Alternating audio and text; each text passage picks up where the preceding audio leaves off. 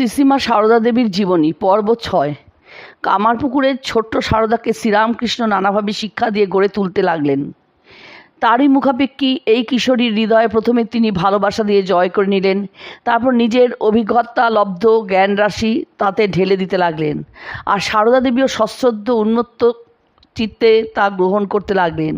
শ্রীরামকৃষ্ণ একদিকে যেমন নিজের ত্যাগ উজ্জ্বল জীবনের আদর্শ তার সামনে তুলে ধরলেন, সঙ্গে সঙ্গে লৌকিক ব্যবহারের খুঁটিনাটিও তাকে শেখালেন।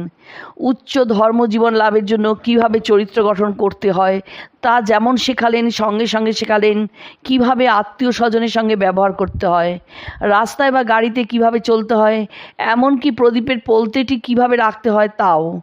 স্বামীর দেহ বুদ্ধিহীন স্বার্থশূন্য এই ভালোবাসা শ্রীমাকে বিভোর করে রেখেছিল।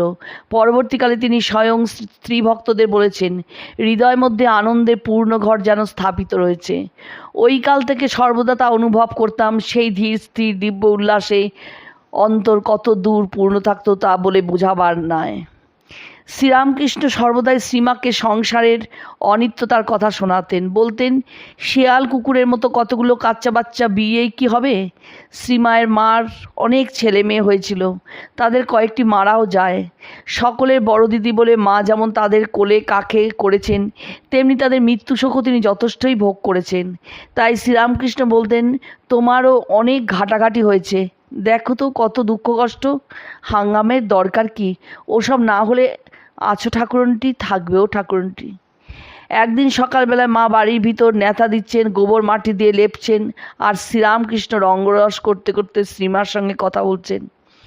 হঠাৎ শ্রীরামকৃষ্ণ বলতে শুরু করলেন, ছেলের অন্নপ্রাশনে যে কোমরে গোট পরে নাচবে গাইবে, সেই ছেলে মরে গেলে সেই কোমর ভুইয়ে আঁচড়ে কাঁদতে হবে। লজ্জাশীলা মা নীরবে সব শুনছিলেন, কিন্তু সকলের মা হওয়ার জন্য যার আবির্ভাব, বারবার ছেলের মৃত্যুর কথা তার বেশিক্ষণ ভালো লাগতে পারে না। তিনি একবার ধীরে ধীরে বলে উঠলেন, সবগুলোই কি আর মরে যাবে? তার কথা বের হতে না হতেই শ্রীরামকৃষ্ণ চেঁচিয়ে বলে উঠলেন, ওরে জাতসাপের ন্যাজে পা পড়েছে রে, জাতসাপের ন্যাজে পা পড়েছে। ও মা, আমি বলি সাদাসিধে ভালো মানুষ, কিছু জানে না, পেটের ভেতর সব আছে, বলে কি না সবগুলো কি আর মরে যাবে?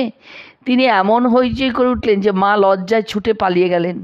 পরবর্তীকালে শ্রীরামকৃষ্ণ মাকে আশ্বস্ত করে বলেছিলেন, তোমায় এমন সব রত্ন ছেলে দিয়ে যাব, মাথা কেটে তপস্বী করে মানুষ পায় না, পরে দেখবে এত ছেলে তোমায় মা বলে ডাকবে, তোমার সামলানো ভার হয়ে উঠবে।